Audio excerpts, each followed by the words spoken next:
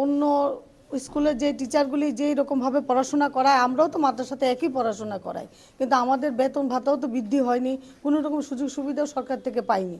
যদি এরকম কোনো সুযোগ সুবিধা আমরা সরকার থেকে অন্য টিচারদের মতো পাই তাহলে আমরা অনেক লাভবান হব।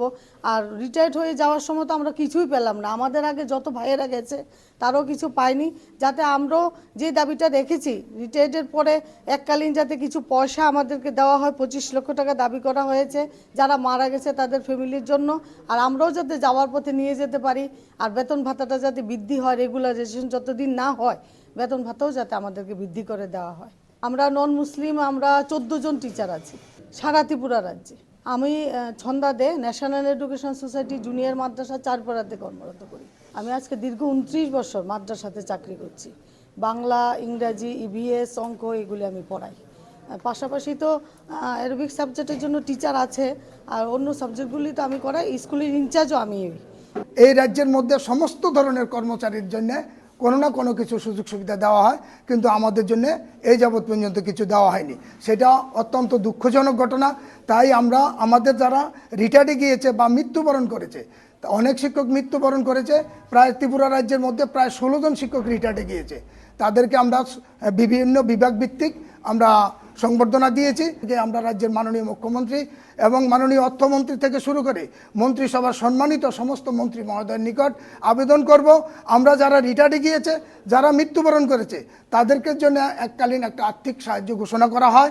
পাশাপাশি যারা আমরা এখন বর্তমানে রয়েছি তাদের জন্য যেন রাজ্য সরকার একটা, যতদিন পর্যন্ত রেগুলারাইজেশন না হবে ততদিন পর্যন্ত এর মধ্যে যদি কেউ মারা যায় বা রিটায়ার্ডে যায় তাদেরকে যেন এককালীন 25 লক্ষ টাকা দেওয়া হয়, সেটা আমরা দীর্ঘ বছর থেকে দাবি করে আসছি। এছাড়া আমাদের মাদ্রাসাতে মুসলিম এবং নন মুসলিম টিচার রয়েছে, 14 জন নন মুসলিম টিচার রয়েছে, একজন মারা গিয়েছে, ওরাও পরিবারটাও অসহায় হয়ে রয়েছে। দাবিটা আমরা রাখছি মাননীয় মুখ্যমন্ত্রী।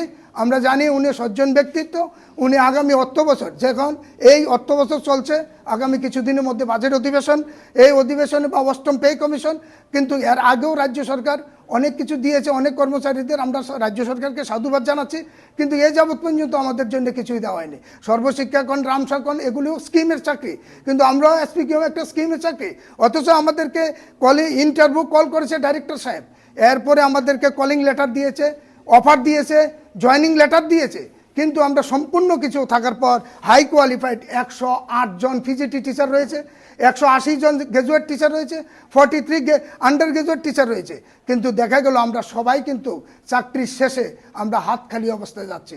আমাদের রাজ্যের সমস্ত মন্ত্রী মহোদয়ের কাছে, মাননীয় মুখ্যমন্ত্রীর কাছে অনুরোধ করব, আমাদের শিক্ষকের কথা, ভবিষ্যতের কথা চিন্তা করে, আমাদের শিক্ষকের পারিবারিকের কথা চিন্তা করে, দ্রব্যমূল্যের নিরিখে আমাদের সমস্ত শিক্ষকদেরকে যেন বেতন ভাতা বৃদ্ধি করা হয় এবং আগামী দিন যেন আমাদেরকে রেগুলারাইজেশন করা হয়।